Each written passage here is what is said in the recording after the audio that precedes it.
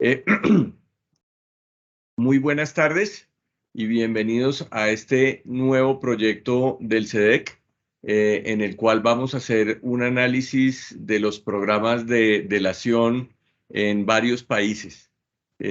Para este proyecto hemos invitado a destacados juristas de cada uno de los países invitados y en el día de hoy, que es la primera sesión, tenemos al doctor Luis José Díaz Canseco Núñez.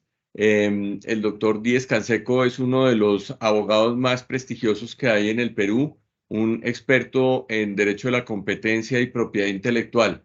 El doctor Díez Canseco cuenta con estudios de Derecho e Historia en la Pontificia Universidad Católica del Perú. Es magíster en Derecho Comparado de George Washington University Law School en Washington. Ha sido funcionario internacional de la Organización Mundial de Propiedad Intelectual, OMPI, y de la Conferencia de las Naciones Unidas sobre Comercio y Desarrollo, UNCTAD, en Ginebra, Suiza. Ha sido el coordinador general del programa de competitividad del Banco Mundial en la presidencia del Consejo de Ministros de Perú. Ha sido vocal de la Sala de Competencia del INDECOPI. Ha sido presidente del Tribunal de Justicia de la Comunidad Andina con sede en Quito. Es decano de la Facultad de Derecho y Ciencias Humanas de la Universidad Tecnológica del Perú. Es socio fundador de Díez Canseco Abogados y recientemente ha sido nombrado por la Comisión Europea para presidir los tribunales de solución de controversias en el marco de los tratados de libre comercio suscritos por la Unión Europea y otros países. Doctor Díez Canseco, es para el SEDEC un gran honor tenerlo aquí con nosotros y de aquí en adelante prometo que le voy a decir Luis, como siempre, entre amigos que nos conocemos desde hace tantos años, pero muy emocionado por tener la oportunidad de esta entrevista y agradecido por que nos haya dedicado su tiempo para este proyecto tan importante para el SEDEC. Muchas gracias, doctor Alfonso, amigo. Muchas gracias por la invitación. Siempre es un privilegio poder compartir ideas y puntos de vista sobre temas que nos apasionan. Nos conocemos desde hace muchos años y felicitaciones por este nuevo proyecto del SEDEC. Ustedes siempre son tan activos, siempre promoviendo el entendimiento y el conocimiento del derecho de la competencia, que es algo tan importante para nuestros países, para nuestras empresas, para nuestros consumidores y para el sistema económico en los cuales nosotros vivimos y desarrollamos actividades. Así que muchas gracias, Alfonso, por tu generosa invitación, profundamente honrado. Gracias. Y pues ya para entrar en materia, yo pues quería introducir un poco el tema para nuestra audiencia, diciendo que el programa de delación o de beneficios por colaboración o de clemencia o de delación compensada, como se le llama en las distintas jurisdicciones, ha sido escogido por el SEDEC para este estudio especial por muchas razones, pero especialmente porque es una de las herramientas más importantes en la lucha contra los carteles empresariales y contra las prácticas anticompetitivas en general. Estos programas existen en el mundo pues desde hace muchísimo tiempo. Los norteamericanos los tienen desde hace 60 o 70 años, pero con un énfasis muy importante desde los años 90. Y en Europa y en Latinoamérica, pues yo creo que es más recientemente que se han venido a desarrollar estos programas de delación en los últimos 20 años, y nuestros países como Colombia lo tiene desde el 2009 y pues los otros países lo tienen desde también hace en promedio 13, 15 años que viene desarrollándose los programas de delación. Entonces, por la importancia que este tipo de herramientas tiene para las autoridades de competencia, que según se dice por la OCDE, el ICN y otras autoridades, pues las autoridades de competencia alcanzan a descubrir solamente un porcentaje de los carteles empresariales que hay en sus economías y por esa razón tener un programa que ofrezca como beneficio la exoneración de las multas y que se vuelva atractivo para que las empresas que están participando en una conducta anticompetitiva se decidan a colaborar con la autoridad, se vuelve de la mayor importancia. En este sentido, nuestras primeras preguntas sobre los aspectos generales del programa de delación en el Perú hacen referencia a los orígenes del programa de delación y el marco jurídico que existe para la delación en el Perú. Entonces, doctor Díez Canseco, ¿por qué no nos ilustra un poco sobre el nacimiento del programa, la normativa aplicable y los casos más representativos que ha habido en estos años en el Perú? Bueno, muchas gracias, Alfonso. Muy buena introducción. La temática de la delación compensada es un tema que es parte de la cultura del derecho anglosajón. Este tipo de mecanismos de colaboración a la autoridad judicial y a las fiscalías, los prosecutors, existe en Estados Unidos desde hace muchísimos años y que se trasladó, llamemos al derecho de la competencia, hace como 60 años, como tú bien señalas, pero que en los países de América Latina o los países de ser más exacto, del derecho continental no era parte de nuestro ADN jurídico, ¿no? Nosotros siempre hemos sido países en los cuales se han mantenido, digamos, este tipo de mecanismos de investigación, los mecanismos de adopción o de identificación de medios probatorios, ya sea porque la parte los aporta o porque la autoridad lo logra identificar. Pero digamos que con la adopción de los tratados de libre comercio que, por ejemplo, Colombia y Perú suscriben de manera paralela a finales de los 90. Y los trabajos que se vinieron adoptando como consecuencia de la activa participación que ha tenido Colombia en su momento y Perú posteriormente en el marco de la Organización para la Cooperación y el Desarrollo Económico, la OCDE, pues en estos peer reviews que se les hizo a nuestros países y específicamente al Perú, se llamó la atención y se mencionó que era necesario incentivar la investigación en cárteles, pero que claro, que la investigación en cárteles tenía que ir acompañada con un mecanismo de delación compensada, porque de otra manera lograr adquirir esas pruebas, o por lo menos tener los primeros indicios en esa materia, iba a ser una cosa bastante complicada. Entonces, en el Perú, hace aproximadamente unos 10 años, se hizo una modificación a la normativa de competencia.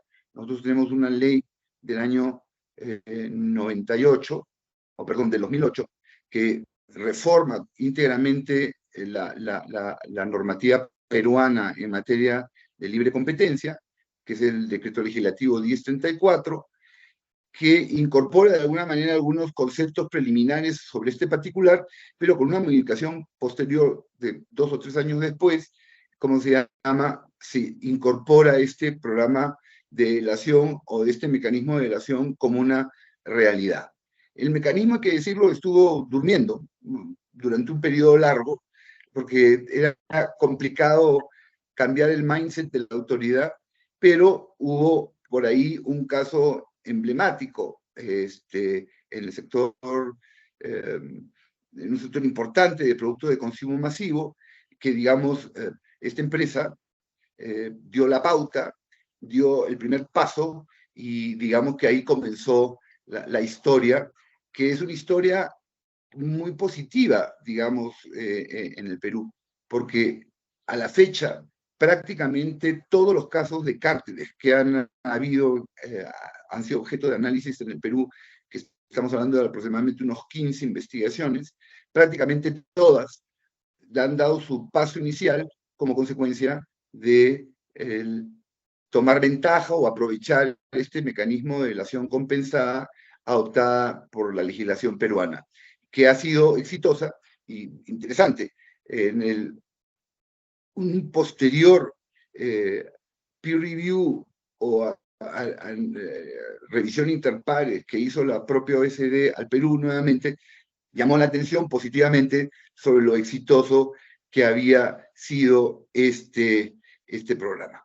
Como en todo, cuando uno recién inicia este tipo de innovaciones jurídicas, que además son traídas de una tradición jurídica diferente, o asimiladas del derecho penal, porque el Perú ya contaba desde los años, comienzo del año 2000, con todo un mecanismo de relación compensada para, o de inmunidad, más que todo, para el tema penal, para crímenes de corrupción, etcétera, etcétera. Bueno, trasladar esto al derecho administrativo como que costó, pero hubo un caso muy importante, como les decía, en productos de consumo masivo, en el cual se puso a prueba este proyecto, esta iniciativa, este programa, y fue absolutamente exitoso. Entonces, hoy en día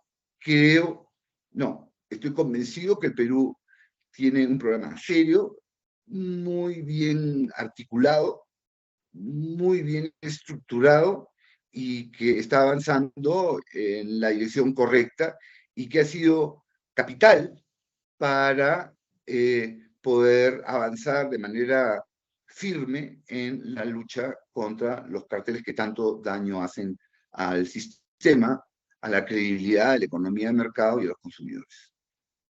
Luis, este primer caso al que tú haces referencia fue como como en Colombia el caso de Kimberly Clark. Exactamente, fue exactamente el primero. Listo. Muy bien, muchas gracias por esa primera respuesta que nos pone en un contexto, además con una mirada positiva, porque yo pues te confieso que pues en los estudios que yo he venido haciendo en los últimos 5 años, pues lo que he encontrado es que existe una visión que no siempre es muy optimista sobre el éxito del programa de delación y de hecho en varios países se han expedido normas tratando de mejorar los incentivos o las presiones que debe tener el participante en un cartel empresarial para que delate. Entonces, pues, qué satisfacción escuchar que tú lo percibes como vigoroso, como robusto el programa. Sin embargo, estos programas pues tienen algunos retos importantes. Nosotros hemos identificado algunos respecto de los cuales te queremos hacer algunas preguntas. El primer reto que nosotros observamos es el de la criminalización del derecho de la competencia. Entonces, la pregunta es, ¿y por qué la criminalización es un reto para la delación? Porque depende de si al delatar, si las conductas contrarias a la libre competencia son punibles como delitos y dan cárcel y tienen una persecución criminal. La pregunta es si cuando hay un delator, ese delator obtiene beneficios dentro de la investigación criminal o no los obtiene. Si no los obtiene, como sucede en el caso colombiano, que si llega a haber una investigación criminal y hay un delator, el delator no puede obtener inmunidad total de la multa de la conducta anticompetitiva, pero no inmunidad de la parte criminal, lo cual pues viene a ser un desincentivo o un riesgo sumamente grande que hay que superar. Entonces, la primera pregunta de esta sección sería si en el Perú hay criminalización del derecho de la competencia y en ese caso, si han existido investigaciones que sean simultáneamente criminales y de libre competencia y cómo se ha resuelto este problema. La normativa peruana hasta el año 2008 fue una normativa que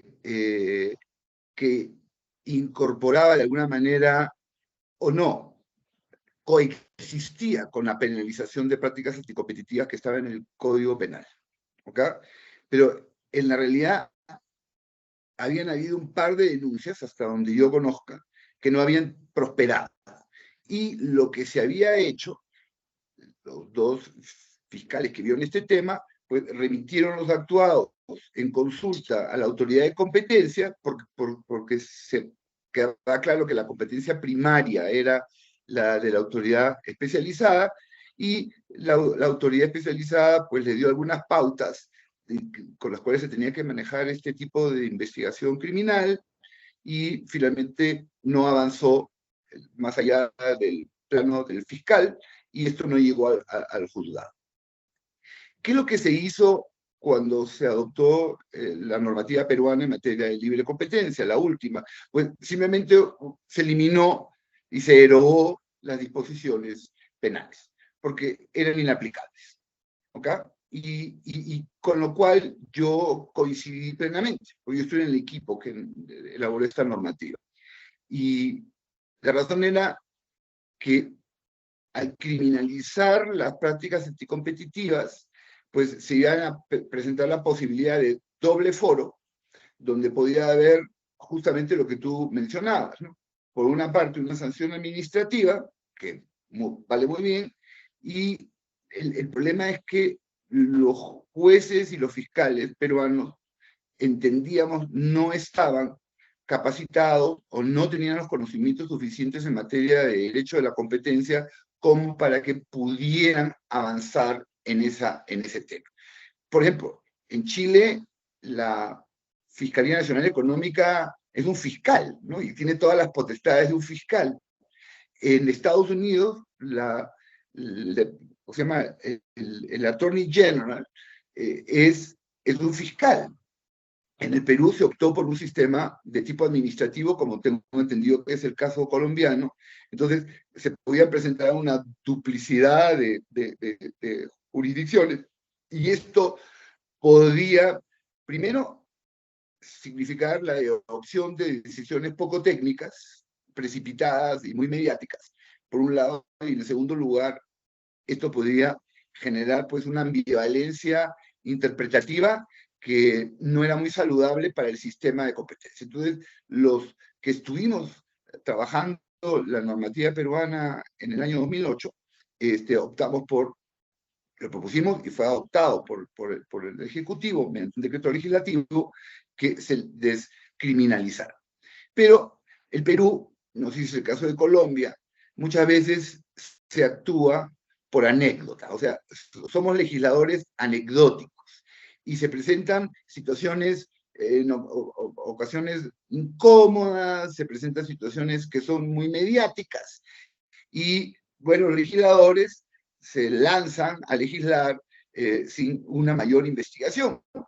Y es lo que pasó en el Perú en el año 2020. No se olviden que tuvimos una pandemia que nos afectó a todos nosotros, igual que a Colombia y a muchísimos de los países de América Latina, y surge como consecuencia de la pandemia un conjunto de situaciones que fueron bastante, digamos, movidas a nivel de la prensa. Ejemplos: balones de oxígeno, que no había desabastecimiento,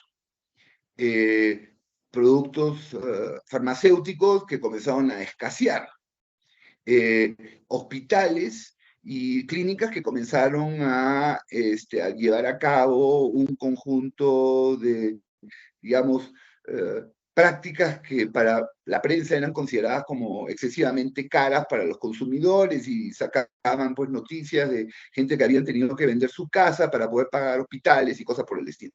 Entonces esto se mediatizó, y claro, por un lado estaba el INDECOPI en el Congreso explicando el tema técnico de la existencia del derecho de la competencia, lo bien que habíamos avanzado, pero por otro lado un grupo de congresistas que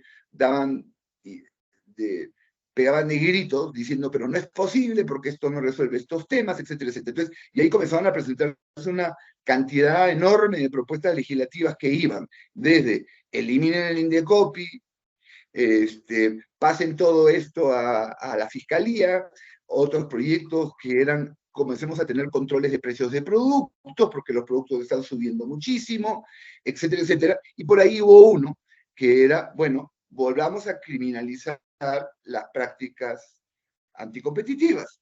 Y esto fue adoptado en un fast track legislativo con un debate mínimo en el Congreso, con una nula observación por parte del Ejecutivo, y bueno, pues si nos encontramos de la noche a la mañana con que se había reincorporado al Código Penal las prácticas anticompetitivas, pero no solamente los cárteles, como estaban en una versión inicial, sino que incluso se había incorporado que también se criminalizaban los supuestos de abuso de posición dominante en el mercado, lo cual, en mi opinión, es una barbaridad, porque si bien los cárteles son difíciles de identificar y se aplica la regla per se, y bueno, es una cosa que tiene un camino, digamos, relativamente sencillo, máxime si tienes tú los sistemas de la acción compensada, pero comenzar a criminalizar el abuso de posición dominante en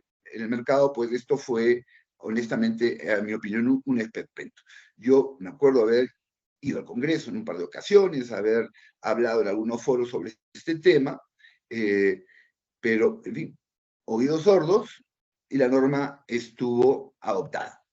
La norma peruana, que modifica diversos artículos del Código Penal, o reincorpora, mejor dicho, al Código Penal estas situaciones, penaliza prácticas anticompetitivas como acuerdos y también el abuso de posición dominante del mercado. Yo he investigado para esta reunión y por diferentes conductos para ver si es que había algún caso, y hasta ahora no ha habido ninguno que ha prosperado. Qué interesante. Por ahí hubo un intento de una asociación de consumidores que, ¿cómo se llama?, presentó una denuncia, pero aparentemente, porque este tipo de cosas muchas veces es difícil conocer los detalles, porque tú sabes que cuando están en el plan de fiscal, y cuando hay todos los temas de competencia, normalmente se manejan con mucha reserva. Aparentemente se comunicó al Indecopi y el Indecopi, digamos, dio la pauta técnica y el tema no ha avanzado. Entonces, yo digo, a Dios gracias, ¿cómo se llama? Esta norma no ha prosperado, pero siempre está la espada de Damocles ahí puesta, que algún día a alguien se le ocurra y hay algún fiscal en cualquier provincia del país que puede iniciar el procedimiento. Pero, en mi opinión, según el análisis que he realizado, existe un mandato de prejudicialidad por parte del Indecopi. Esto significa que cualquier procedimiento tiene que contar con la opinión del Indecopi previamente. O sea, es más, tiene que haber sido sancionado administrativamente previamente para que después se active el tema penal. Y la razón es muy sencilla, porque la ley peruana establece que competencia primaria, ¿ok? Y yo entendería que como consecuencia de que hay una competencia primaria por especialidad, en teoría el juez podría abocarse a la causa una vez que el Indecopi haya adoptado, ¿cómo se llama?, una sanción administrativa en esa materia. Y la otra alternativa es que, adoptada la decisión, en teoría ya los jueces podrían abocarse a criminalizar. Entonces, por decirlo de alguna manera, en el caso peruano, la criminalización sería una acción follow-on. Sería después de que la... Exactamente. Y en mi opinión solamente se podría aplicar en los casos de cárteles, que per se no hay ninguna excusa, porque no nos olvidemos que siempre en los temas de abuso de posición dominante siempre hay una regla de la razón. O sea, tú no puedes criminalizar un contrato de distribución exclusiva. Pues. Imagínate, celebré un contrato de distribución exclusiva y como consecuencia de eso yo me inician un procedimiento penal. Y esto tiene efectos muy graves, porque podrían ser mecanismos de presión de algunas empresas para obtener, ¿cómo se llama?, que las empresas entren en contratos con ellos, a pesar de que sean irrazonables o no sean, o sean justificados la negativa. Entonces, yo creo que la prejudicialidad o la opinión previa por parte de Indecopi es claro, y yo creo que si algún día es este caso, yo creo que hay muy buenos argumentos para que, ¿cómo se llama?, pueda invocarse la idea de la competencia primaria de Indecopi y eventualmente ya después se verá el caso una vez que haya sido sancionado, pero no antes.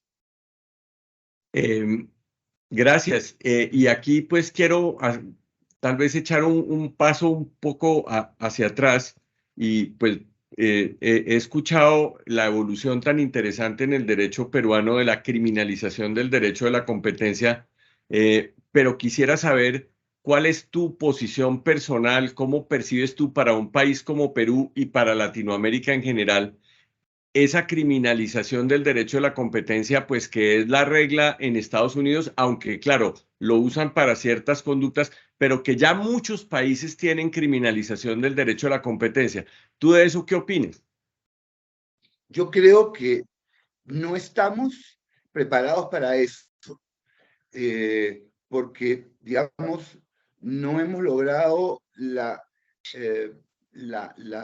el nivel de conocimiento por parte del sistema judicial del derecho a la competencia, a pesar de los grandes esfuerzos que están haciendo. Se ha avanzado algo, pero no como se debería. Pero hay otro conjunto de razones que creo que tienen que ser tomadas en consideración. No nos olvidemos que nuestros países están en una etapa, yo no diría embrionaria, pero adolescente en materia de la lucha contra los cárteles. Y esta adolescencia se ha visto beneficiada precisamente por la existencia del programa de delación compensada. ¿Qué va a pasar? Si se comienza a criminalizar y no existe, como tú bien señalaste, en paralelo una inmunidad penal para el delator, entonces lo que estamos generando es un desincentivo para los programas de clemencia. Y esto es un gravísimo problema. Porque si es así, entonces nadie va a querer delatar. Yo voy, delato, que participé, voy a conseguir, como tú bien señalabas, una exención del pago de la multa, bravo, pero yo mismo me estoy autoincriminando y me van a iniciar un procedimiento penal por haber yo colaborado con el derecho de la competencia para tratar de que el sistema sea mejor, ¿no? Y estoy apoyando el programa de clemencia, pero por otro lado, yo mismo me voy a ver en la posibilidad de ingresar a un procedimiento penal que me puede llevar a la cárcel. Entonces, creo que hasta que no nos hayamos consolidado bien en el derecho de la competencia, la criminalización debería ser un tema que hay que ponerlo en la congeladora. Es más, yo voy a ser un poco más radical. Para mí, yo no creo en la criminalización del derecho de la competencia, por lo menos en los países del derecho continental. De repente, en la tradición jurídica anglosajona ya es parte de su ADN, pero yo no estoy tan seguro si es que esto es válido para los países de tradición continental y Perú menos. Yo tiendo a estar muy de acuerdo contigo y en las discusiones que nosotros hemos tenido aquí en Colombia, pues que las hemos hecho con los penalistas. Hemos llamado a los penalistas y los penalistas, después de que nos oyen cómo funciona el derecho de la competencia y que perciben naturalmente la grandísima capacidad y agresividad de la autoridad de competencia, dicen, pero ustedes tienen un régimen de responsabilidad de derecho administrativo sancionador, tienen una autoridad que tiene mucha capacidad de investigación, puede imponer unas multas formidables. Realmente, ¿qué necesidad tienen de la criminalización del derecho de la competencia? El derecho criminal es la última ratio. Realmente, si no funcionara lo demás, de golpe habría que usar el derecho penal, pero si ustedes meten el derecho penal antes de la autoridad administrativa, pues van a dañar el derecho de la competencia y se va a pervertir. Además de, digamos que yo creo que los fiscales y los jueces penales, pues estos fenómenos del mercado, de los temas técnicos del derecho a la competencia, pues no son su fuerte, no están educados y no son expertos en esos temas y puede haber muchos problemas al aplicar unas sanciones criminales a este tipo de conductas, ¿no?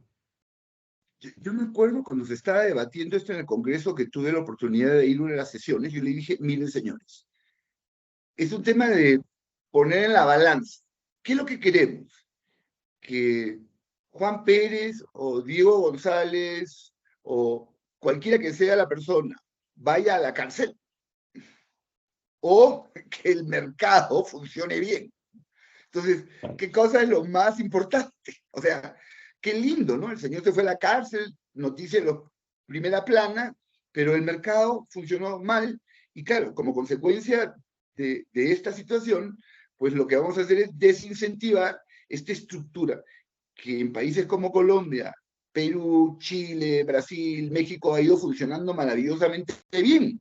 Entonces, bueno, ¿para qué modificar lo que está bien? O sea, Claro, ¿y por qué legislar por anécdota? Entonces, si funcionara mal, vale. Si el sistema estuviera corrompido, vale. Pero por lo menos en mi país, y por lo que yo conozco de Chile, de Brasil, de Colombia, de México, las autoridades de competencia funcionan impecablemente. Y además que hay otro tema que es sumamente importante. Nuestras autoridades, y esto también se los dije, pero por supuesto, como decimos en el Perú, les entró por un oído y les salió, pero en medio segundo por el otro. En nuestros países tenemos autoridades que han manejado y manejan la información confidencial que se mueve en todo el ámbito del derecho a la competencia de una manera impecable, que eso es muy importante para el buen funcionamiento del mercado, pero todos lo sabemos. ¿Verdad? Las maneras como las fiscalías y los jueces, a quienes yo respeto, yo he sido juez, son un poco más laxas en cuanto a la protección de la confidencialidad. Entonces, los programas de clemencia, por ejemplo, en el Perú, son impecables en términos de la preservación de quién fue el que se acogió al problema. O sea, salvo que las empresas, que han habido 2 o 3 casos que yo conozca, el de Kimberly Clark fue uno, el Grupo del Comercio fue otro, y por ahí alguno más, que ellos mismos dijeron, nosotros nos hemos acogido al programa de clemencia, y lo hicieron público, pero en los otros casos, que muchos de ellos a veces ni sabemos quiénes fueron los clementes. En este momento hay una investigación muy importante en el sector de gas natural vehicular, y nadie sabe quién ha sido el clemente. Y todo el mundo sabe que hubo clementes ahí, o se insinúa, porque de la noche a la mañana aparecieron un montón de pruebas que han llevado a que este procedimiento vaya avanzando. O claro, claro. con trompicones, pero avanzando. Una pregunta en relación con lo que tú nos explicaste de la consecutividad de la acción criminal que está, pues, digamos, en teoría está dentro del ordenamiento jurídico peruano. ¿Esa consecutividad depende de alguna norma o es una consecutividad que se piensa que así debe funcionar el tema del follow-on? Entonces yo quisiera preguntar, ¿qué pasaría si se inicia la acción penal antes de que se haya producido la decisión del Indecopi? ¿Será que el Indecopi en favor del clemente, del delator, puede detener la acción criminal o no tiene la facultad de detener la acción criminal? Lamentablemente no la tiene, y ahí está el problema. Se va a tener que dar un caso y se va a tener que interpretar. Y esto probablemente va a tener que llegar hasta la Corte Suprema o el Tribunal Constitucional. Estoy convencido de eso, para que se determine qué es lo que pasa acá. Porque en teoría, en el Perú, los jueces están por encima, erga omnes, de la autoridad administrativa, y si un juez se aboca una causa y le ordena a la autoridad administrativa que suspenda, lo tiene que hacer. Y entonces un señor que por primera vez ha oído hablar de un caso de competencia o de abuso posiblemente en el mercado, le puede ordenar al Indecopi con 35 años de experiencia y equipos técnicos, ¿sabes qué? Hasta acá nomás, páseme todo, que yo lo voy a ver, en teoría. Y ahí habrá una contienda que tendrá que ser resuelta en su momento. Toda la opinión, y yo ya he emitido varios dictámenes sobre este particular es en el sentido de que hay competencia primaria por parte del INDECOPI, por infinidad de razones. Pero no, intuyo que no es por una norma que específicamente lo No, diga. no, que eso fue una de las cosas que incluso se intentó en el Congreso. Bueno, ya, van a aprobarla, coma, pero vayan a lo que decía la norma anterior, con opinión previa de la autoridad de competencia. Pero ni siquiera pusieron eso.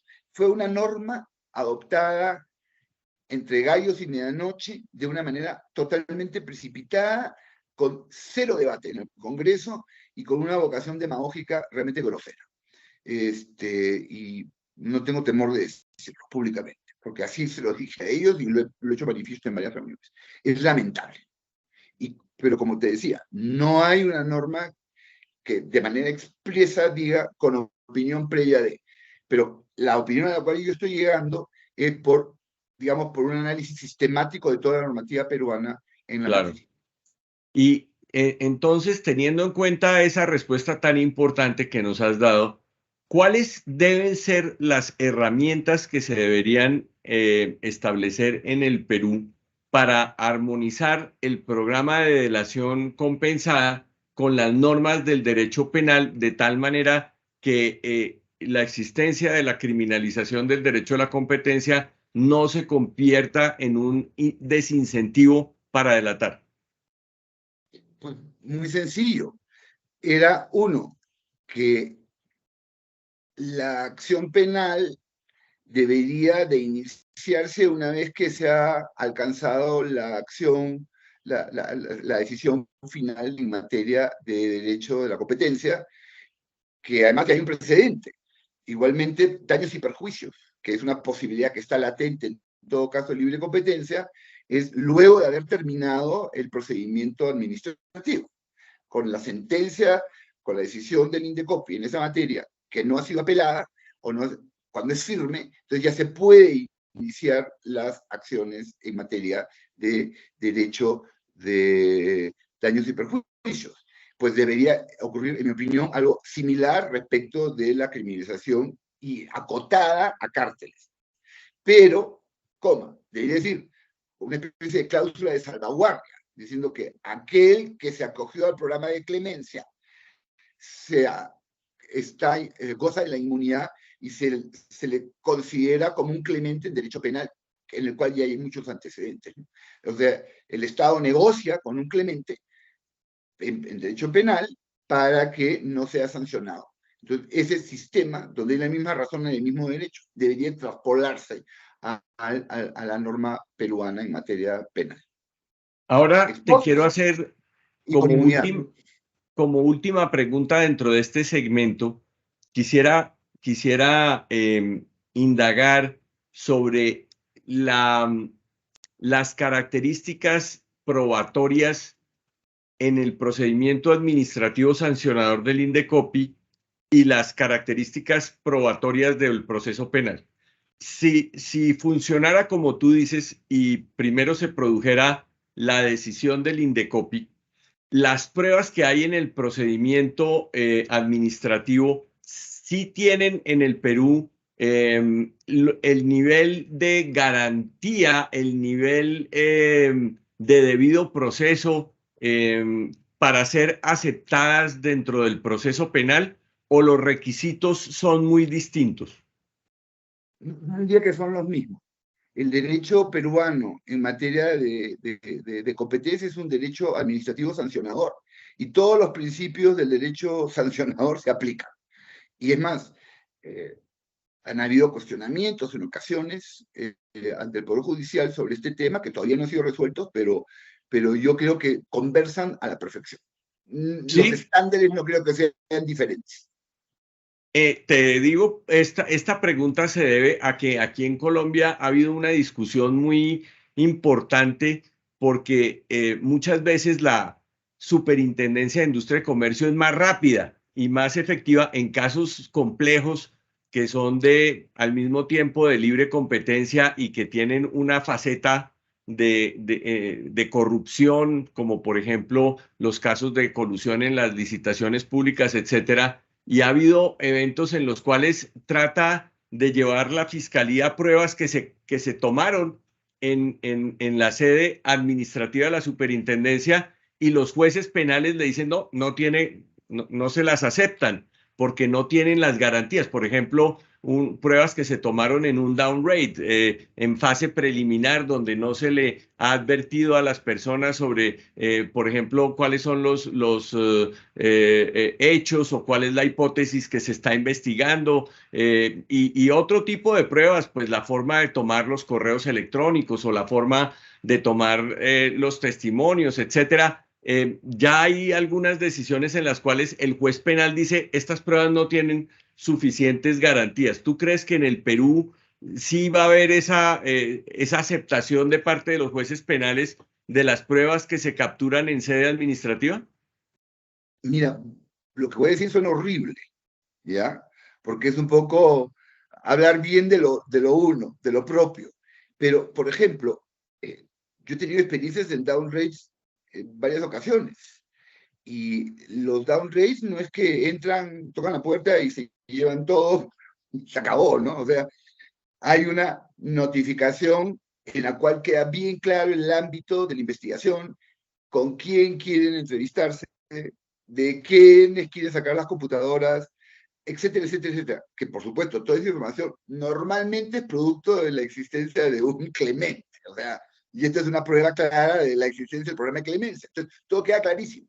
Y hay una copia de seguridad, y si en caso la empresa, con todo derecho, dice, oiga, no quiero que entren porque la norma establece que ustedes pueden ingresar a mi local con mandato judicial, por supuesto ya el INDECOPI ha tenido perfectamente coordinado con los jueces para que no me han dejado entrar, llamada por teléfono y medio minuto después el juez ya está firmando la orden para que incluso vaya acompañado por la fuerza pública. Y se lleva muy, muy claramente los programas, ¿cómo se llaman? Los downgrades en el Perú. Entonces y la manera como se llevan a cabo las investigaciones, etcétera, etcétera, son lo más cercana a las películas que nosotros vemos en televisión. Entonces, yo no vería ninguna razón para la cual la autoridad judicial o penal vaya a atacar el origen de las pruebas logradas a través del INDECOPI. Han sido muy severos y han sido muy juiciosos de la manera como ellas se han llevado.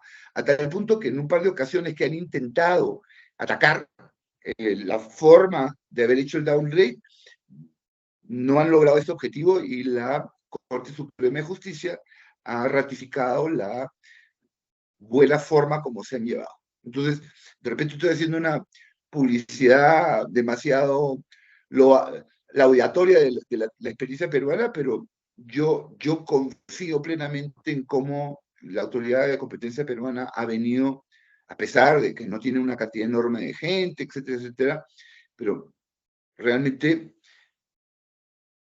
la manera como copian pruebas es realmente impecable. Muy bien, muchas gracias. Ahora paso a un tema distinto. Otro de los retos que hay para el programa de delación es, que ya lo habías anticipado tú, el tema de la indemnización de perjuicios. Naturalmente, el derecho está diseñado bajo principios antiquísimos que vienen del derecho romano, del Código de Hammurabi, pues que el que causa un perjuicio debe indemnizarlo. Y en el caso de las prácticas restrictivas de la competencia, pues es bien probable que la realización de una práctica restrictiva como un cartel, por ejemplo, genere un perjuicio en cabeza de los consumidores. Ahora, en nuestro sistema de aplicación pública del derecho de la competencia, la autoridad administrativa tiene una facultad para hacer la investigación y para ordenar la terminación de la conducta ilegal y para imponer multas que son en favor del erario público, pero en nuestros sistemas los perjudicados por las prácticas restrictivas de la competencia deben seguir otras formas procesales para obtener la indemnización de sus perjuicios. Naturalmente, un delator, si el delator es conocida su identidad, si sus pruebas están a disposición, pues puede suceder es que él sea el único que sea demandado para indemnizar los perjuicios, etcétera. Entonces, queremos, y eso se constituye en un riesgo, o sea, las personas que podrían delatar dicen, pero si yo delato, ¿será que a mí es al que van a perseguir única y exclusivamente? ¿A mí es al único que me van a cobrar los perjuicios ocasionados por el cartel? Entonces queremos preguntarte, ¿cómo es la responsabilidad de los infractores y de los coinfractores respecto de los perjuicios que se causan por las prácticas restrictivas de la competencia en Perú? ¿Qué tipo de responsabilidad tienen y cómo se trabaja esta dificultad para el programa de delación? Mira, a ver, la norma peruana establece que una vez que la decisión en materia sancionatoria, en cualquier procedimiento administrativo sancionador en materia de libre competencia, con o sin dilación, da lo mismo, se habilita la posibilidad para que se inicie una acción por daños y perjuicios, ¿no? Esta, esta acción está en cabeza del INDECOPI, o sea, el INDECOPI se instituye en la entidad encargada de avanzar con este procedimiento, y es una cosa que fue discutida, porque, oye, tú has sancionado y ahora tú te metes a perseguir daños y perjuicios. Pero, por otra parte, como muchas veces este tipo de sanciones tienen efectos enormes, sobre todo en los temas de cártel, en una cantidad enorme de personas.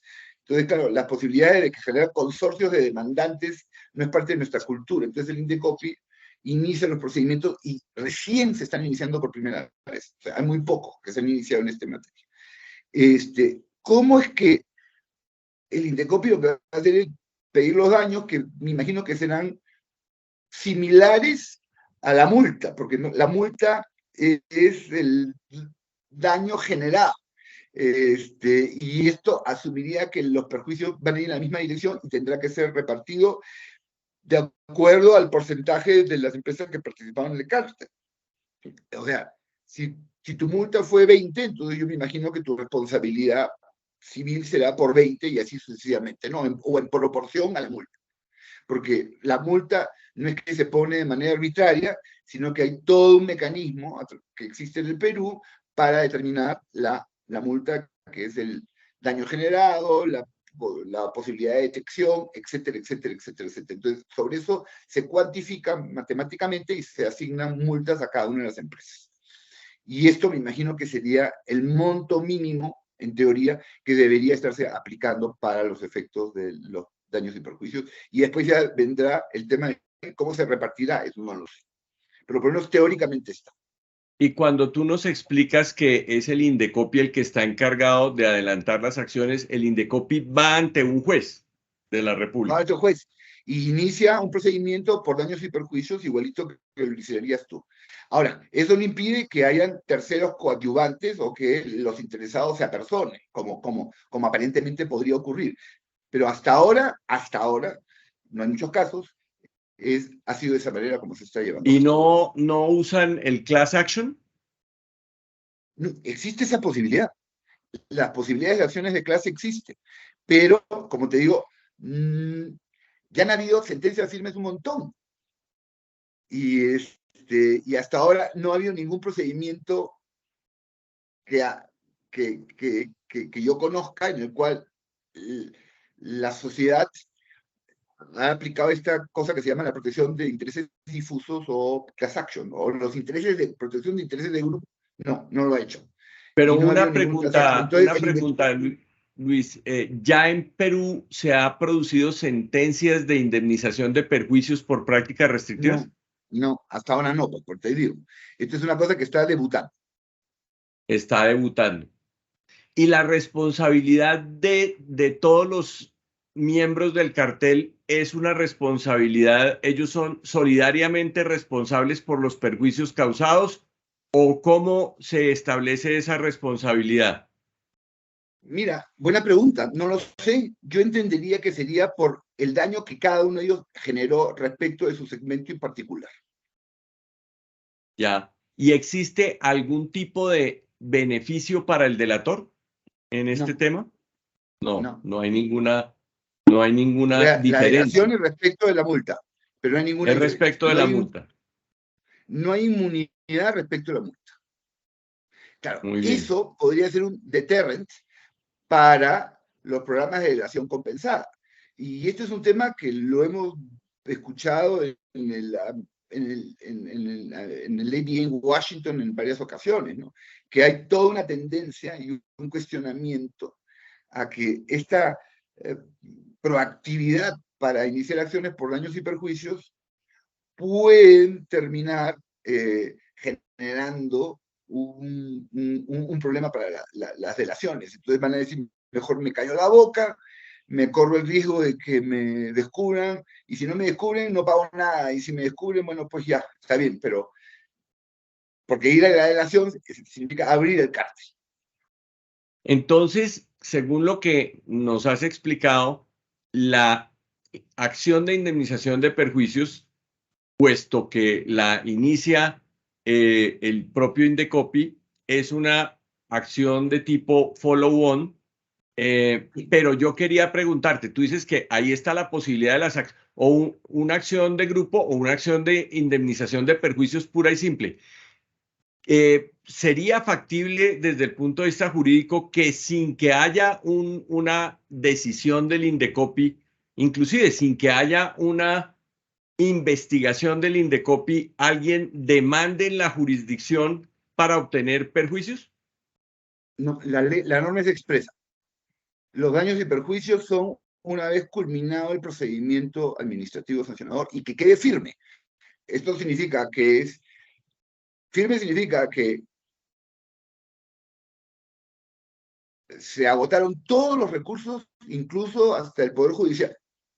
Y cuando Claro, quedó firme, recién a partir de ese momento.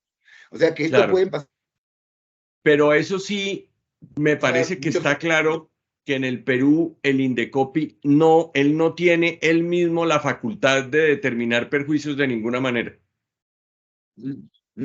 Ese es un tema, por ejemplo, que yo lo he estado proponiendo que se debata. A ver, yo creo que en la medida que el Indecopi se convirtiera en una autoridad cuasi jurisdiccional o cuasi jurisdiccional por mandato de la Constitución, ¿okay? Entonces, ahí sí tendría la posibilidad de que pudiera ella asignar daños y perjuicios, pero como es administrativa no lo puede hacer. Entonces, hubo un periodo de debates hace unos meses en el cual este tema lo planteé yo al Congreso. Les dije, miren, de una vez se tiene que hacer algunas reformas en el país. Primero, creo que el Indecopi debería pasar a ser un organismo constitucionalmente autónomo. Esa es mi opinión. Pero no tanto por la designación del presidente del directorio del INDECOP o del mismo consejo directivo, porque ellos son menos administradores. Donde hay que blindar constitucionalmente y darle valor constitucional es a las salas y a las comisiones. Esa es mi posición. Y en segundo lugar, bueno, si avanzamos en esta constitucionalización del tribunal y de las comisiones del INDECOPI en toda su gama, pues de una vez asignémosle la posibilidad de que ella pueda, junto con la multa eventualmente, asignar los daños y perjuicios. Y que las decisiones de INDECOPI, en lugar de que vayan a un juzgado de primera instancia, a una corte superior y eventualmente en nulidad ante la Corte Suprema, que las decisiones de INDECOPI sean revisadas solamente por la Corte Suprema del país. De esa manera se hace mucho más rápido el sistema. Es una propuesta un poco innovadora, pero me gusta pues a veces plantear alternativas diferentes para que el sistema avance. Y de esa manera, en la medida que ya el INDECOPI, corrijo, el tribunal del INDECOPI, la designación de sus miembros, la designación también de sus comisionados y la institucionalidad adquiere rango de organismo constitucionalmente autónomo, entonces con esto se pueden se puede ya pues negociar inmunidades penales en el supuesto, se puede decir, oye, un momentito, ya quedaría clarísimo que los jueces en materia penal no se podrían meter a intentar ordenar que se suspenda un procedimiento y Claro. ese tipo de situaciones, ¿no? Entonces, con esto blindamos a la casa y la hacemos mucho más rápida y eficiente. No, yo te cuento que aquí en Colombia, en la época del superintendente Pablo Felipe Robledo, hubo un proyecto de ley que ellos elaboraron allá en la superintendencia en el que establecía algo muy parecido a lo que tú estás proponiendo, y es que la superintendencia tuviera la capacidad, después de tomar su decisión administrativa, de ella misma hacer el cálculo de la indemnización de los perjuicios para las personas perjudicadas que se sumaran a un procedimiento ahí que se establecería para que se les indemnizaran los perjuicios. Ese proyecto pues realmente no tuvo debates, se lo presentaron y después no prosperó, pero fue una idea que tuvieron allí. Ahora quisiera preguntarte otro tema importante. Aquí en Colombia, eh, la norma de libre competencia establece en dos de las leyes, se dice que la realización de las conductas anticompetitivas en violación de la ley genera objeto ilícito. Y entonces, naturalmente, es factible que los jueces de la República y los tribunales arbitrales declaren la nulidad absoluta de actos jurídicos que se realizan en violación de las normas de libre competencia. Quisiera preguntarte si en el Perú existe un fenómeno similar o una posibilidad similar. Yo creo que es la misma posibilidad. No está en una norma expresa, pero en la medida que se declare ilícito, porque además la norma se declara ilegal, y los contratos, los acuerdos quedan nulos automáticamente. Es igualito. Y eso quiere decir que si hay un contrato que viole, supongamos que ahí se pacta una repartición de mercados en un contrato o algo así, Así es. alguien podría ir ante un juez y decir, entonces imaginémonos que una de las partes viola esa repartición de contratos y la otra lo demanda. Entonces, Por infracción contractual. a nivel de excepción, el que es demandado dice, no, pero esa es una cláusula anticompetitiva y es una cláusula nula. Ahí el Indecopi no se ha pronunciado, el Indecopi no ha hecho una investigación. ¿Podría el juez decir, hacer el análisis y decir, esta cláusula es nula y por lo tanto el demandante pues no tiene la razón, no le voy a conceder la indemnización por la infracción del contrato porque la cláusula es nula de nulidad absoluta y no cumplirla, Teóricamente, teóricamente coincido contigo, ¿no? Pero lo que tendría que hacer el juez también es informar al Indecopi de la existencia de ese cártel, en paralelo. pero no va a haber prejudicialidad, No ¿o creo. sí? No creo. Mira, déjame pensarlo. No quiero adelantar una opinión, pero me ha puesto en aprietos porque es un tema que nunca lo he pensado. Pero además que yo desconozco, lo sabría, si es que había una invocación de ese estilo, ¿no?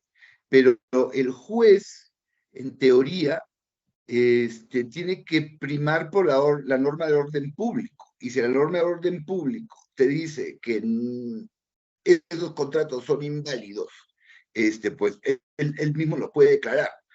El mismo no. Este, Aquí en Colombia los claro, jueces perdón, han... declararía de legalidad y se limitaría a dar una orden en relación con ese pequeño ámbito. Pero ahí Claro, automáticamente tendría, creo yo, que hacer debido proceso o debida diligencia y decirle donde copie. En el marco de este procedimiento me he enterado de esta situación, tome conocimiento. claro, claro. ¿Y qué opinas de si un tribunal arbitral puede también declarar la nulidad por objeto ilícito de una cláusula que sea anticompetitiva? Qué interesante. Ahora, yo no estoy tan seguro que tribunales arbitrales puedan meterse en temas de libre competencia, porque por lo menos la norma arbitral peruana es bien clara, que solamente pueden ser arbitrales aquellos temas que no son de orden público. Y como el derecho a la competencia y la Es de violación del orden derecho a la público. competencia es de orden público, los tribunales arbitrales deberían inhibirse de ver un caso de ese estilo. Muy bien. Luis, en el entendido de que las autoridades y el derecho en general, pues tratan siempre de que se indemnicen los perjuicios, ¿qué incentivos o qué eh, ayudas crees que el derecho peruano debería otorgarle a las víctimas de las prácticas restrictivas para que puedan obtener la indemnización de sus perjuicios? Bueno, justamente la razón por la cual se ha gatillado este sistema de que el Indecopi es el que mueve adelante las acciones por daños y perjuicios es justamente ese. A ver, en el Perú no hay, como en Estados Unidos, y no sé si es el caso colombiano, pues estudios de abogados que comienzan a buscar firmas de todo el mundo y inicia acciones de clase y yo me quedo con el 50% de lo que se recolecte. Eso no existe, por lo menos en la tradición jurídica peruana, o por lo menos la que yo conozco. Entonces, por eso es que el INDECOPI, en este caso la gerencia legal del INDECOPI, en representación o por mandato de la sala y del consejo directivo, inicia este tipo de procedimientos. Y yo creo que, que los daños y perjuicios es muy importante para los consumidores, sin duda, para los perjudicados, sin duda, pero no sé, yo creo que lo que queremos en el derecho a la libre competencia no es daños y perjuicios, porque además los daños y perjuicios en nuestros países serían daños normales y no serían punitivos. Eh, con lo cual, pues habría toda una industria en esa dirección, ni como en Estados Unidos, que son los treble damages, ¿no?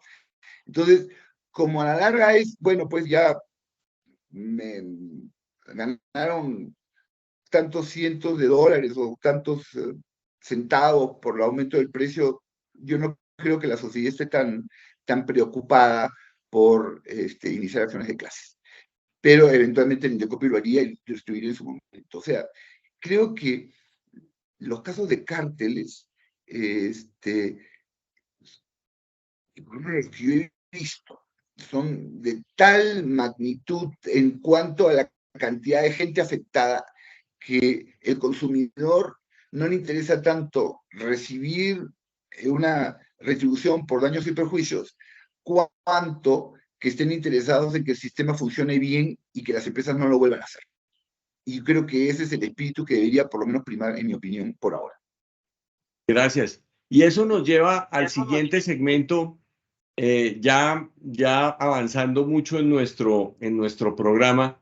El siguiente segmento hace referencia precisamente a la naturaleza y también a la cuantía de las sanciones. Y aquí, pues, naturalmente, la preocupación respecto al programa de delación es distinta, porque si las sanciones no son importantes, ¿quién querría delatar? Para que haya programa de delación, pues debe haber un temor justificado de que la autoridad puede imponer unas sanciones importantes. Y entonces quisiéramos preguntarte, en el Perú, ¿está la multa y si hay otras sanciones como las prohibiciones de ejercer el comercio o prohibición de ejercer cargos administrativos en las compañías, la prohibición para contratar con el Estado, cosas de ese tipo? O sea, ¿cuáles son los tipos de sanciones y cómo ves tú el tema de las cuantías de las multas? ¿Cómo ha evolucionado eso en el Perú y en dónde estamos? Sí.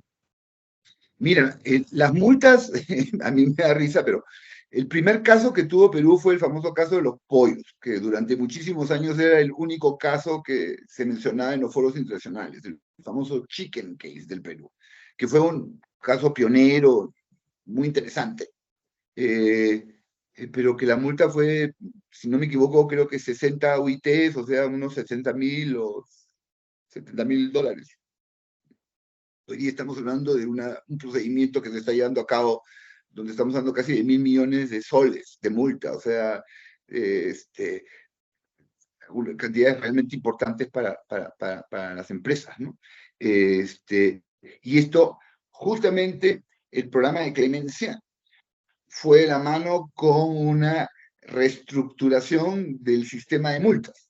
Y las multas se aplican con el beneficio ilícito obtenido como consecuencia de la práctica. Entonces, tú ganaste tanto en el periodo, bueno, tu multa es esa, que se puede ver incrementada incluso como consecuencia de la probabilidad de detección, ¿no? Que esos son criterios estándares a nivel internacional. Entonces, las multas son realmente grandes. O sea, hay una multa reciente, si no me equivoco, que estábamos hablando de unos 150 millones de dólares para una empresa. Entonces, ya estamos hablando de montos mayores, que claro, que obliga a que las empresas se pongan las barbas en remojo respecto de hacer prácticas de esta envergadura. Y en segundo lugar, ¿cómo se llama? Están también llevando a la posibilidad de que el sistema se vaya consolidando como consecuencia de esta activación, como consecuencia del programa de delación, que por cierto en el Perú se ha visto complementado con un sistema de, llamémoslo así, de colaboración de terceros y premiación para terceros con cargos no directivos en esa empresa, pero que lleven a la autoridad de competencia para que delaten este tipo de situaciones. Pero Háblanos volviendo, sobre eso, Luis, porque yo creo que esa norma no existe en los otros países latinoamericanos. Háblanos del programa de recompensas. ¿Cómo surgió no voy eso a hablar, pero y cómo funciona?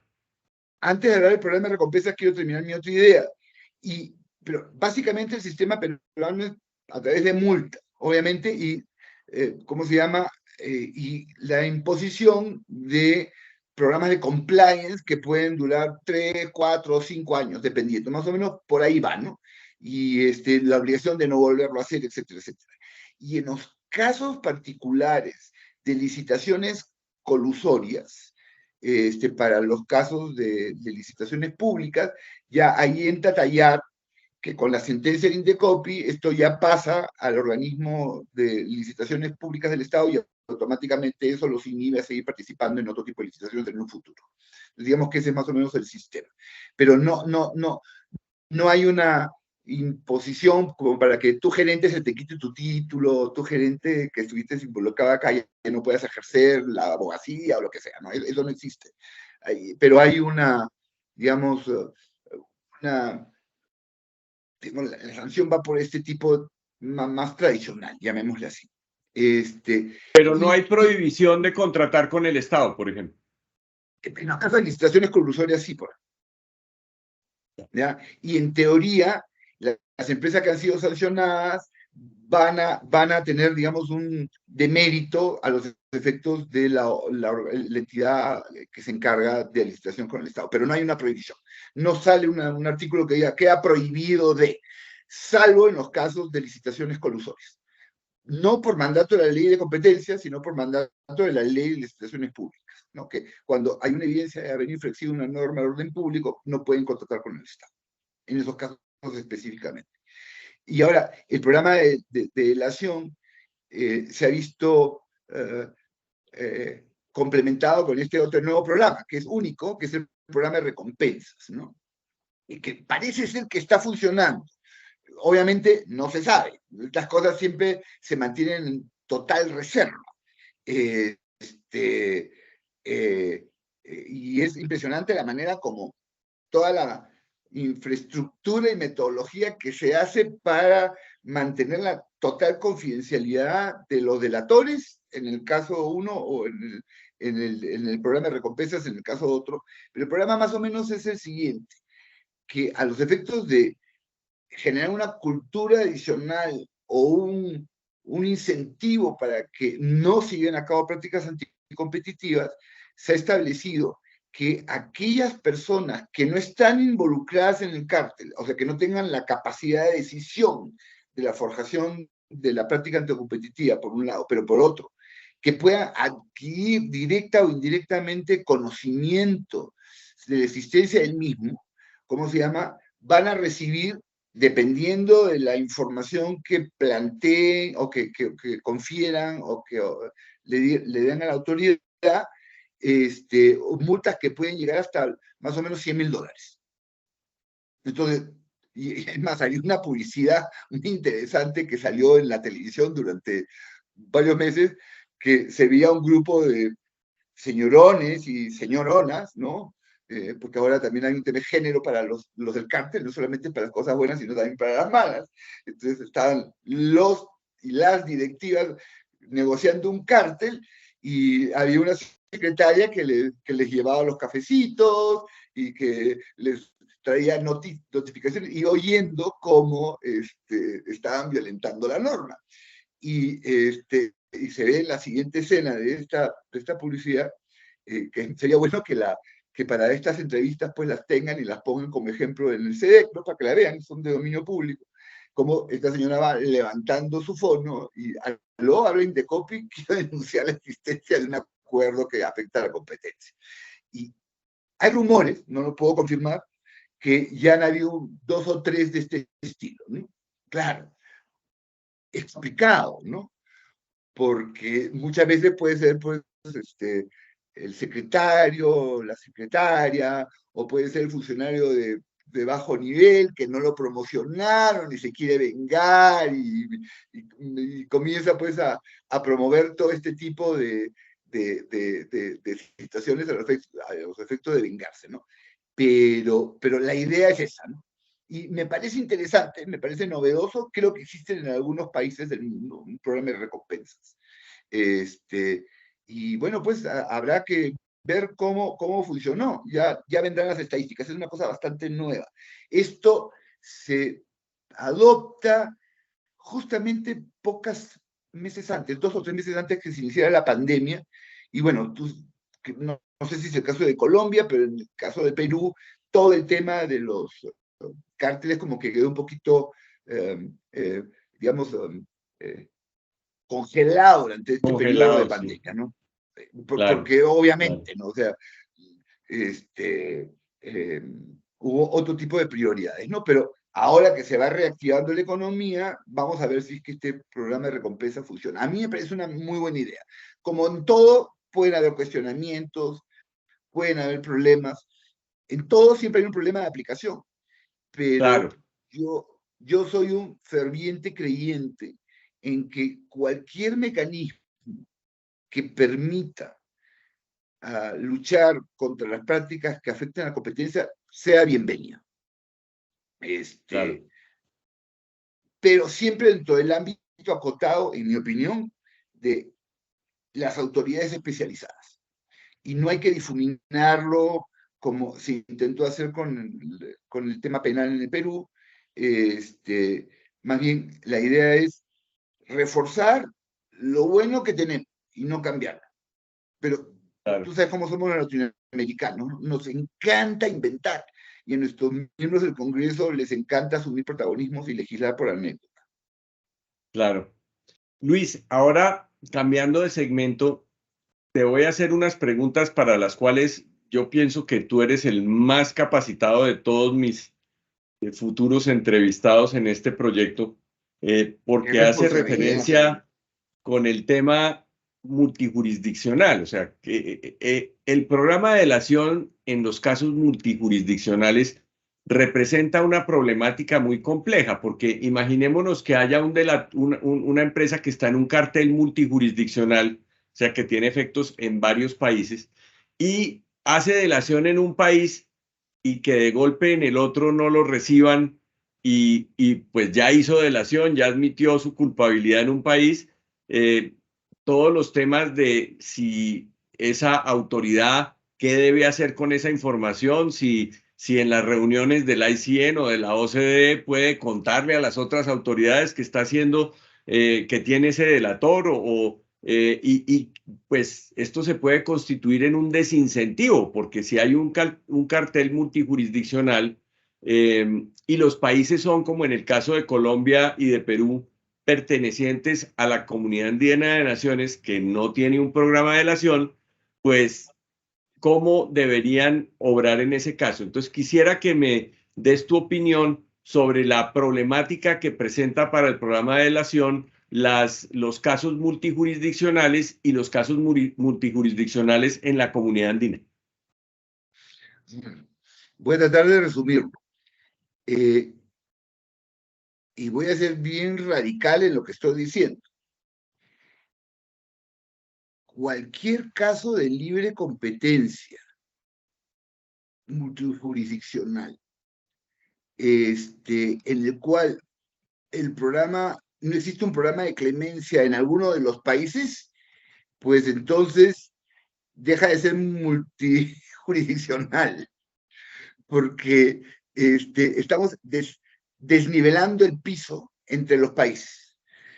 ¿Qué va a pasar? Imaginémonos que en el Perú viene y delata en el Perú positivamente, se delata positivamente en Bolivia, y en ambos se acoge y se avanza en el procedimiento.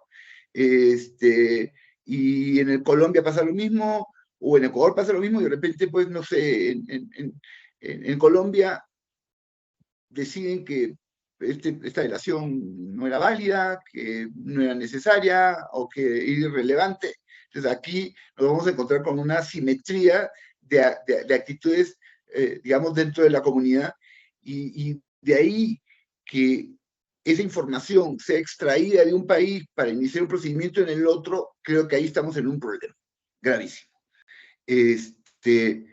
Yo creo que la ausencia de un programa de clemencia en la comunidad andina es gravísimo, es gravísimo.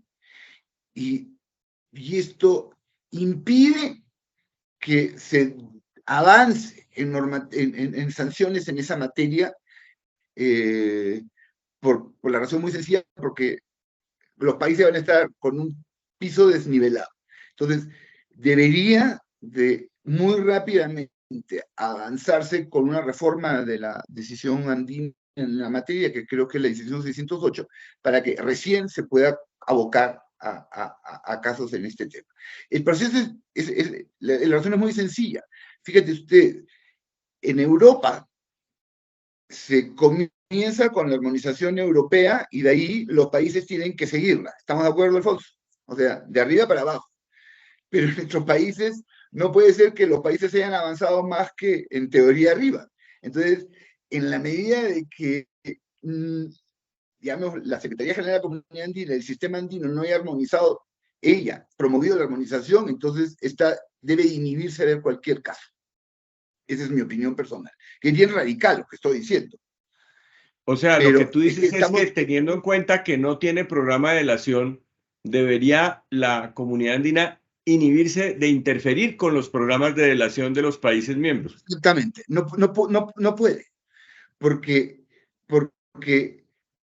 esto, si tú no lo tienes, programa de delación, y entonces tú no puedes utilizar programas de delación, o sea, información obtenida de un programa de delación. Eso es absolutamente ilegal. Estás tú, digamos, envenenando, ¿cómo se llama?, los frutos de la investigación que tú has iniciado. Nunca se debe iniciar. Claro. Sin embargo, pues como sabemos, pues en Latinoamérica pues está el caso de Kimberly Clark, que es un caso tremendamente complejo, en el cual la compañía delató en Colombia, delató en Perú exitosamente, primer delator fue a Ecuador, donde fue recibido al programa de delación, la SCPM termina la investigación, la vuelve a arrancar, Kimberly Clark vuelve y aplica el programa de delación, es recibido el programa de delación, pero la SCPM decide que no hay caso en el Ecuador y termina el caso. Sin embargo, toma la información confidencial y autoincriminatoria de Kimberly Clark y con esa información denuncia ante la Secretaría General de la CAN, la cual inicia un procedimiento que finalmente produce una sanción que es después confirmada al resolver la reconsideración, y hoy en día las empresas que son familia y Kimberly Clark están demandando ante el Tribunal Andino de Justicia. tú ¿qué piensas de esta situación? O sea, ¿será que esto puede afectar la intención que pueda tener alguien de delatar en Latinoamérica? Por supuesto, clarísimamente, porque podría pasar lo que está pasando en Ecuador. O sea, lo que ocurre en Ecuador, para mí, este caso que ha llegado al Tribunal Andino de Justicia, sería un caso de una solución rapidísima, con, con unos considerando que puede tener 20, 30, 40 páginas, pero cuya parte resolutiva debería ser escrita en una. Y es rapidísimo, es decir, el origen de la investigación del caso de Kimberly Clark en la Secretaría General de la Comunidad Andina se inició con pruebas que el propia autoridad ecuatoriana, llegó a su momento, declaró que su origen era ilegal. Con lo cual, si es ilegal el origen de las pruebas, entonces esas pruebas nunca debieron haber llegado a la Secretaría General. Y por lo tanto, todo lo que la Secretaría General ha hecho con posterioridad es ilegal igual. Ese caso nunca debió haberse visto en la Secretaría General. Es tan sencillo como eso. Y el Tribunal Andino de Justicia, en mi modesta opinión, debería decir eso, tan sencillo. Se ha declarado la ilegalidad del origen de las pruebas o de los documentos con que se remitió la denuncia a la Secretaría General de la Comunidad Andina y con base en los cuales se inició el procedimiento. Entonces, el origen es ilegal, el origen es ilícito y todo lo que venga después lo es también. Y por lo tanto el caso debería ser declarado nulo. Así de sencillo, rapidísimo. Sí. Y esto lo que está pasando es que como no tenemos un sistema armonizado, insisto, eso automáticamente descalifica cualquier investigación en la comunidad andina. Y eso se ve agravado por lo que pasó en Ecuador. En mi opinión, yo creo que se tiene que avanzar muy rápidamente en la adopción de una norma andina en esta dirección, porque de otra manera nos vamos a encontrar con que dependiendo de la valoración que dio Colombia, Perú, Bolivia, Ecuador, dependiendo del caso, a las pruebas, entonces, ¿qué hago yo? Se acogió el programa, se sancionó, se acogió el programa, se sancionó, se acogió el programa, se sancionó. Yo no me acogí, no lo sancioné, no me pareció que hubo nada y de repente saco el sombrerito y decido iniciar una acción comunitaria. Sí. Pues lo que estás haciendo es incentivando a que nadie vaya a los otros países en un futuro a hacer delaciones compensadas. Entonces, esto es un desastre. Esto es un desastre. Claro. Con todo respeto hacia la Secretaría General, yo creo que han cometido un gravísimo error en su resolución. Ellos debieron, es más, una vez que se determinó y tomaron conocimiento que la autoridad máxima en Ecuador, que la Corte Suprema dijo, las pruebas que se fueron utilizadas son ilegales, ellos deben haber dicho revocar su resolución y se acabó el asunto. Y sí. como enmienda, decir, bueno, pues mañana convoca a las autoridades y modifiquemos la decisión 608 y establecemos un programa de delación compensada también a nivel andino y resuelve el tema. Claro. Por transparencia, pues, y claridad para quienes nos ven, pues, tanto Luis como yo hemos participado en el caso y, pues, hemos estado en la asesoría de las compañías que están en este caso, que es el único que hay, es muy importante, pero de todas maneras sí quería dejar la nota de que, pues, hemos estado involucrados en el caso. Naturalmente, tenemos una posición profesional respecto de eso, pero de todas maneras es un tema académico sumamente relevante. Y ya Si me entrando, permites, perdón, sí, quiero terminar una cosa. Efectivamente, tú has sido abogado en algunas partes de este procedimiento y yo estoy como una suerte de asesor. Pero déjame decirte una cosa, Alfonso, y lo digo, porque ese me ha sido mi estilo y lo digo como expresidente del Tribunal de Justicia, o sea, como un juez. Estoy convencido de que este caso debe ser resuelto, pero con 3 líneas. Ilegalidad de origen, ilegalidad de las consecuencias. Se acabó. Y a mí no me gusta estar dando opiniones a gusto de mi cliente. O sea, yo lo que estoy diciendo lo digo con total convicción. Ilegalidad en Correcto. origen, ilegalidad en las consecuencias. Y este es un caso que la Secretaría, en mi opinión académica, profesional y ética, debió haber inmediatamente dicho, se acabó. Claro. Revoco la decisión y el tribunal andino debería de ver el caso en 3 minutos. Ni siquiera necesitaríamos una audiencia porque es de lectura fácil. Ilegalidad en el origen, ilegalidad en sus consecuencias. Tan sencillo como eso. Gracias, Luis. Ya en el segmento final y abusando un poco de tu tiempo y de tu paciencia, pero con todo el interés en las respuestas tan maravillosas que nos has brindado, en este último segmento te voy a preguntar unas cosas un poco heterogéneas del programa de delación. Existe una figura dentro del programa de delación que es el instigador o promotor de la conducta. Y en muchas legislaciones de muchos países se dice que el instigador o promotor de la conducta no puede recibir beneficios del programa. ¿Tú qué piensas sobre esa disposición? ¿Piensas que es negativa, que es positiva? ¿Se aplica eso en el Perú? ¿Qué opinas sobre este punto?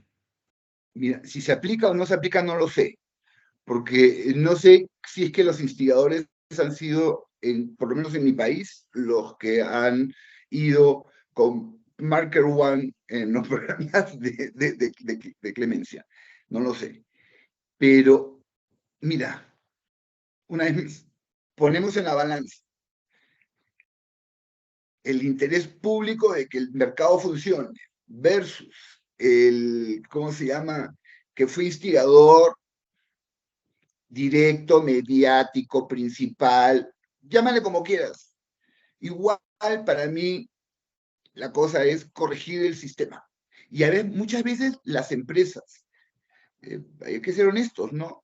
Las empresas tienen políticas y éticas muy serias.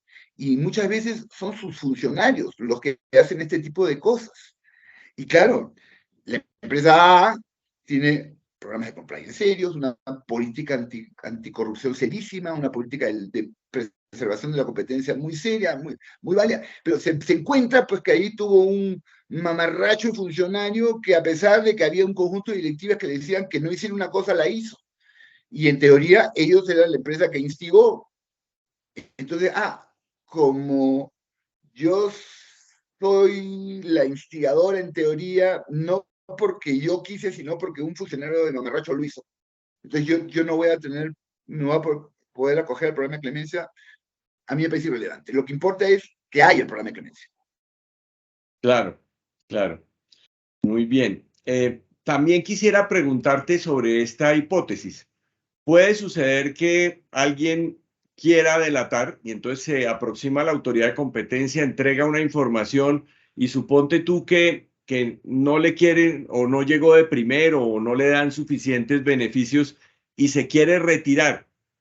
En el derecho peruano, ¿es factible retirar la información y qué efecto tiene esa información dentro de la investigación? Si se retira del programa de delación, ¿el Indecopi la va a poder utilizar? ¿No la va a poder utilizar?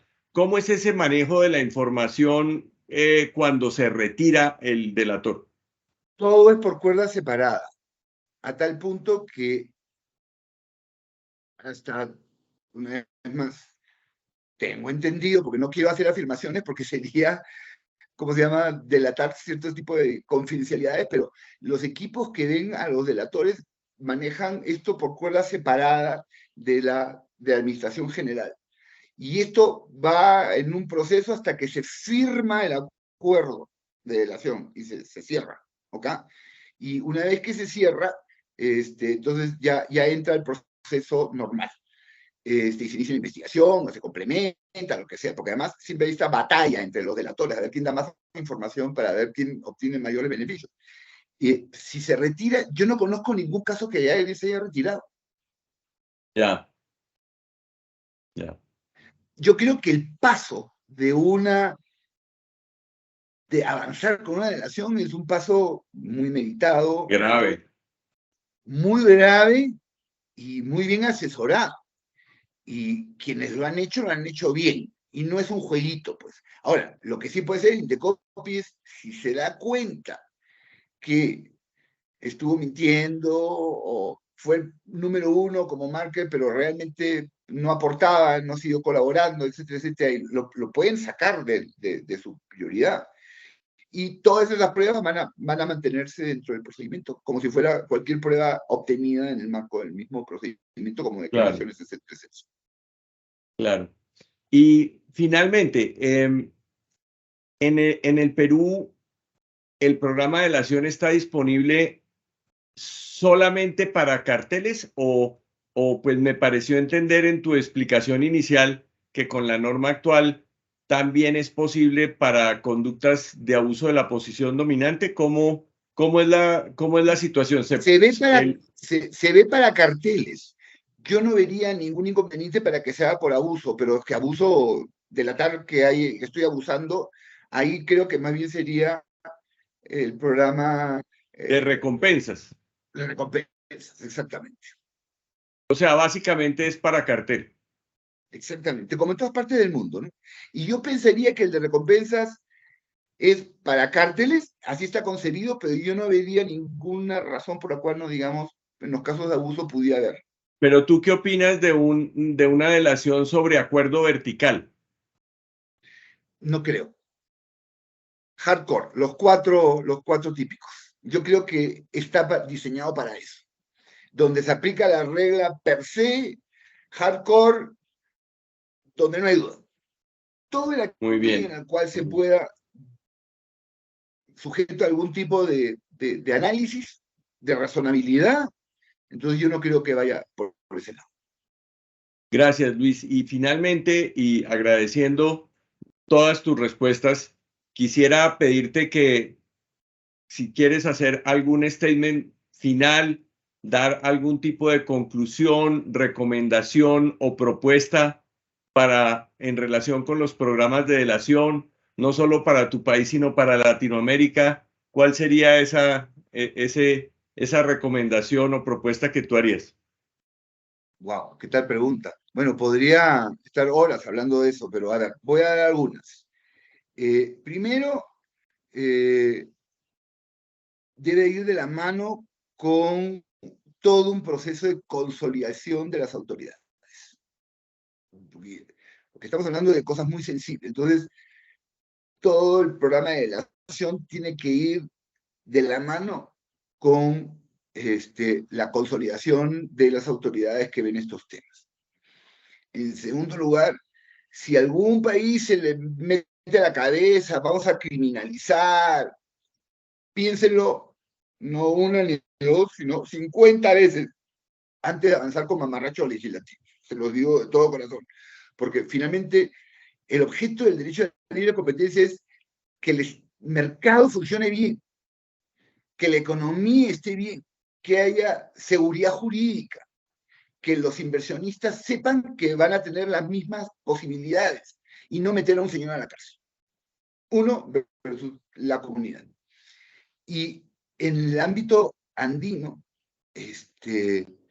yo creo que deberíamos rápidamente de avanzar con una reforma de la decisión 608 que incluya control de concentraciones, que eso no tiene, un programa de delación clarísimo, eso hace que el sistema esté viciado. Y la prueba de que el sistema está viciado es lo que ha pasado en el caso de Kimberly Clark. Claro. Vicio en su origen, vicio en sus consecuencias. Resolución, media página, le he reducido de 20 ahora a media. Se acabó, no hay nada más que decir. Clarísimo. Y avanzar en un trabajo conjunto de intercambio de opiniones teóricas sobre todos los problemas que tú muy bien has planteado, Alfonso, ¿no? Y felicitaciones al CEDEC porque es el foro donde se están debatiendo.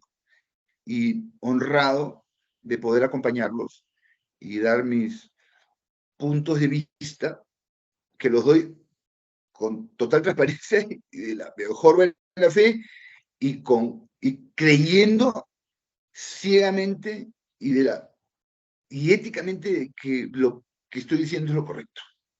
De repente me puedo Muchísimas equivocar gracias. porque nadie es poseedor de la verdad, pero uno tiene que actuar con fe en sus principios.